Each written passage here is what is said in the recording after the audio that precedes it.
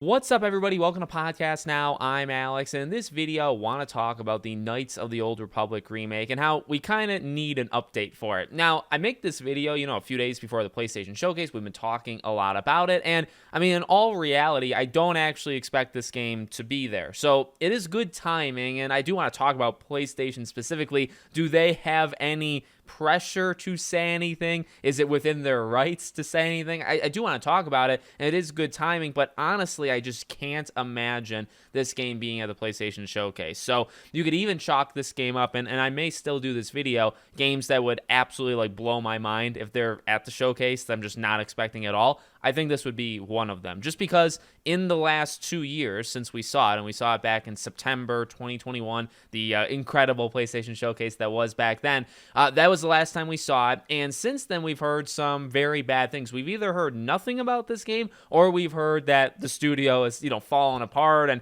they were feeling really good about it. I mean, that's the recap, right?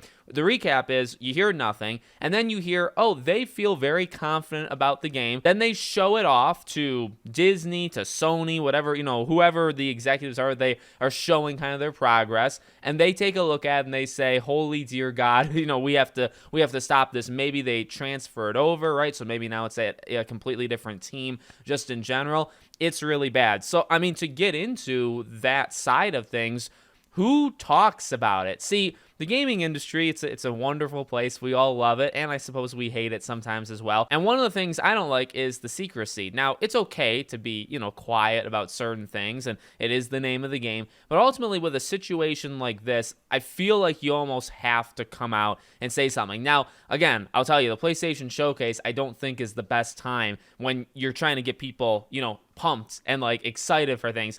I don't think it's the best time for Sony to come out and say, look, we have an update on Knights of the Old Republic, it's canceled. Or it had to get moved and we hated the progress that it made, and now it's on the right track, but you're looking at another 5 years.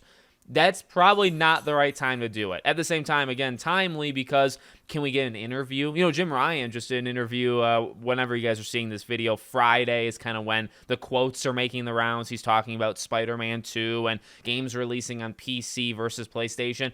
Can we get an interview with somebody that just says what's going on with it? And, you say PlayStation only because of the partnership, right? But maybe Aspire, because if you don't follow rumors, and a lot of people don't. You see the trailer, it has 5 million plus views. I just looked at on YouTube right there, 5 million plus views on the trailer, which is a lot. I mean, I would say that's a pretty good number, a little less than 2 years ago. But you see that and you say, okay, well, where is it? And if you're not following Matty Plays, right? Mr. Matty Plays, he was kind of the guy that was talking about a lot of it. Jason Schreier, I believe, is the guy who talked about, the cancelization, or it's been shifted over. I think that was Schreier, but I'm not 100% sure. So if you're not following that, you got no clue. So somebody should probably come out, and to me, that's the issue with games like Wonder Woman, games like this, games like Star Wars Eclipse.